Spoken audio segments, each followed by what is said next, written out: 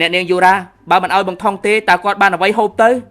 ម្ហូបខ្ញុំមានតិចណាស់មិនអាចបែងចែកគ្នាញ៉ាំពីរអ្នកឆ្អែតទេគឺទៅហូបហាងជាមួយខ្ញុំអីក៏ពិបាកម្លេះអត់ទេនៅក្នុងភូមិនេះគ្មានហាងបាយទេ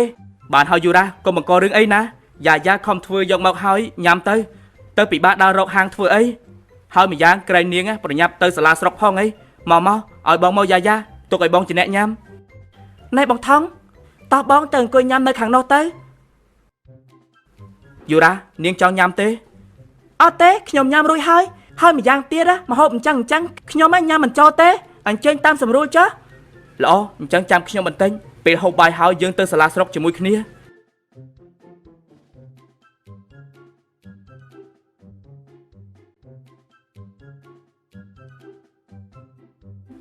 នេះនាងអីអើយចុំក្ដុំឆែបអើយប្រឡាក់ខ្ញុំអស់ហើយក៏ប៉ុណ្ណឹងក៏គាត់មិនអោយត្រូវដែរយើនាងតាហ៊ានគាត់ទៀតយើងនឹងគប់វិញហើយណាបានហើយឈប់ភ្លាមទៅអ្នកទាំងពីរលេងស្អីហ្នឹងបានហើយមិនក៏យករបស់ញ៉ាំមកជន់ឈ្លីអញ្ចឹង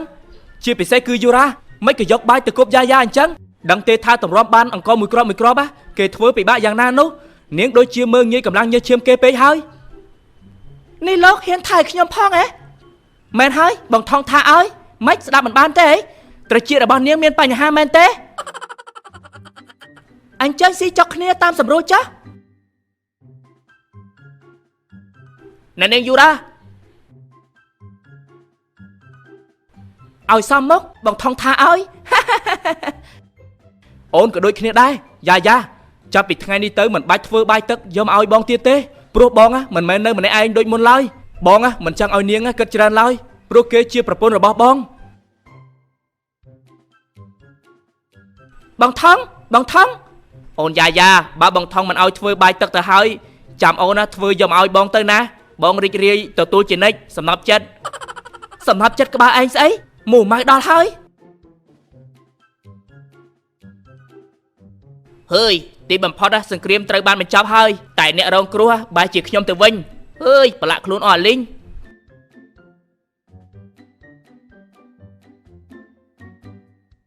ឈួតមែនតែយើងទៅក្តៅក្រហាយស្អីជាមួយស្រីប្រុសពីរនាក់នោះ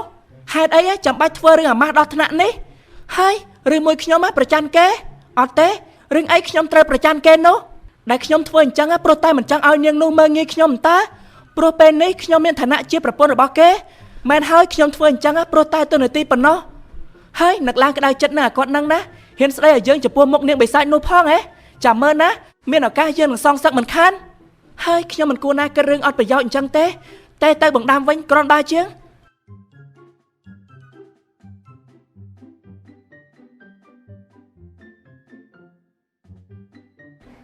អាឡូបង្ដាំអាឡូយូរ៉ាប្រហែលជា1ម៉ោងទៀតបងចាំមកទទួលអូននៅចំណតឡានក្រុងផងណា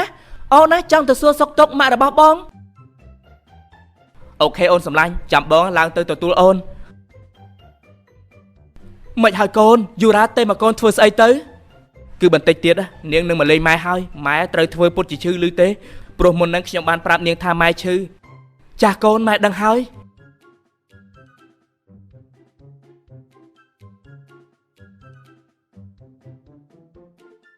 បន្តិចក្រោយមកដាំក៏នាំយូរ៉ាចូលមកដោយម្ដាយធ្វើពុតជាព្យូសារ៉ូមនៅឯផ្ទះ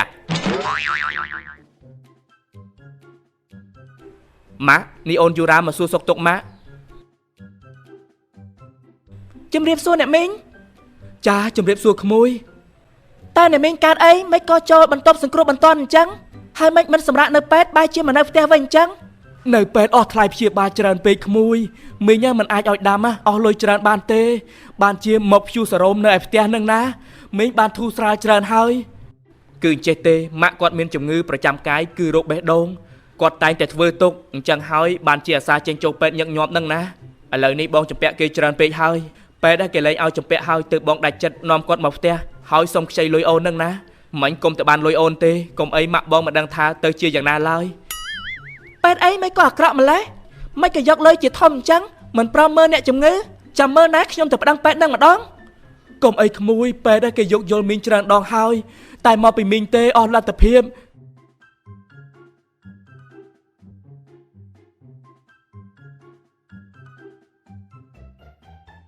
កូនណាពិតជាអត់បានការមែនម៉ាក់ខំប្រឹងអស់ពីលទ្ធភាពដើម្បីឲ្យខ្ញុំបានទៅរៀននៅក្រៅប្រទេសបែរជាខ្ញុំគ្មានលទ្ធភាពមើលជំងឺម៉ាក់ទៅវិញមិនអីទេកូនម៉ាក់មិនបន្ទោសកូនឡើយម៉ាក់ចាស់ហើយរឿងស្លាប់រស់គ្រាន់តែជារឿងមុននឹងក្រោយតែប៉ុណ្ណោះតែអ្វីដែលបារម្ភនោះគឺកូនបើអស់ពីម៉ាក់ទៅម៉ាក់បារម្ភខ្លាចថាគ្មានអ្នករស់នៅកំដរកូនកុំនិយាយអញ្ចឹងអីម៉ាក់នៅជាមួយខ្ញុំឲ្យបានយូរណាក្មួយយូរ៉ាចាមីងថ្ងៃក្រោយមីងសូមផ្ញើដាំនឹងក្មួយផងណាកុំបោះបង់គេចោលឲ្យសោះលឺទេដាំគេស្រឡាញ់ក្មួយខ្លាំងណាស់ចាអ្នកមីងខ្ញុំមិនបោះបង់បង្ដាំចោលដូចគ្នាមីងលឺក្មួយនិយាយអញ្ចឹងមីងសប្បាយចិត្តណាស់ទោះបីជាមីងស្លាប់ក៏មីងអស់ចិត្តដែរ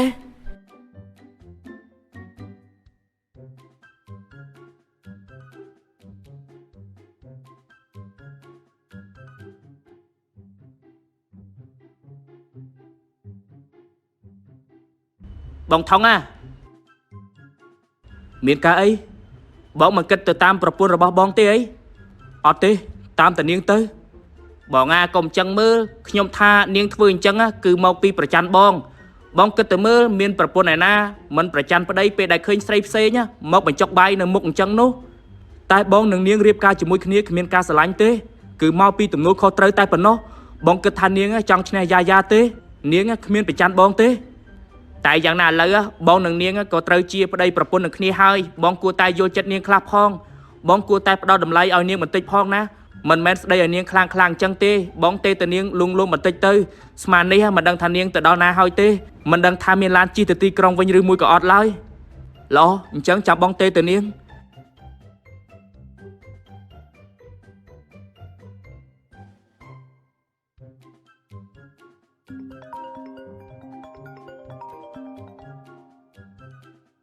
ឡៃអាគាត់នឹងតើនឹកឃើញស្អីតែមកយើងប្រហែលជាដឹងខ្លួនខុសហើយមើលទៅតែកុំសង្ឃឹមឲ្យសោះថាយើងអត់ទោសឲ្យងាយនោះណាគេនឹងអូនមិនក៏អូនមិនលើកអញ្ចឹងលេខមិនស្គាល់ផងខ្ជិលលើកណាមួយឥឡូវសម្បូរអ្នកបោកប្រាស់តាមទូរស័ព្ទសឹងអីមែនហើយឥឡូវសម្បូរមែនហ្នឹងអូនកុំលើកអីលើកលេខណាដែលស្គាល់ទៅបានហើយលេខទូរស័ព្ទរបស់លោកអ្នកដែលកំពុងហៅបានខឹងចុចបិទបាត់ហើយហើយនេះហ៊ានចុចលេខខ្ញុំបិទផងអ្នកនាងយូរ៉ាប្រហែលជាខឹងនឹងបងខ្លាំងហើយអញ្ចឹងបងសាក់ទេទៅចែស្អាតលីលីទៅមើលក្រែងលោកគេនៅជាមួយគ្នាហើយសួរគេមើលថាអ្នកនាងយូរ៉ាទៅដល់ផ្ទះហើយឬនៅអូខេអញ្ចឹងក៏បានដែរអាឡូជំរាបសួររកអ្នកណាដែរអាឡូលីលីគឺខ្ញុំថងណាអូអ្នកប្រុសថងមានការអីមែនទេអ្នកប្រុសយូរ៉ាគេទៅផ្ទះហើយឬនៅអ្នកនាងយូរ៉ាក្រែងគាត់នៅជាមួយអ្នកប្រុសអីមិនក៏អ្នកប្រុសមកសួរខ្ញុំទៅវិញអញ្ចឹងបានន័យថានាងមិនទាន់ទៅដល់ផ្ទះទេអីបានហើយអញ្ចឹងនាងមិនទាន់ទៅដល់ផ្ទះទេមិនបានទេអ្នកនាងយូរ៉ាជាមនុស្សស្រីទុនខ្សោយក៏មិនដោយឲ្យនាងដើរតែម្នាក់ឯងអីបងឆាប់ទៅរកនាងទៅគឺបងនៅអំអៀនស្អីទៀតបងឆាប់ទៅភ្លាមទៅអញ្ចឹងក៏បានបងផ្ញើមើលចំការផងណាបាទបង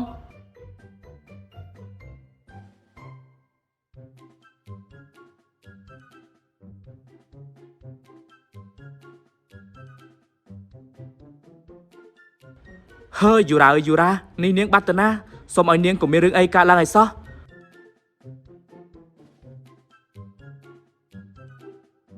សូមទោសផងណាយូរ៉ា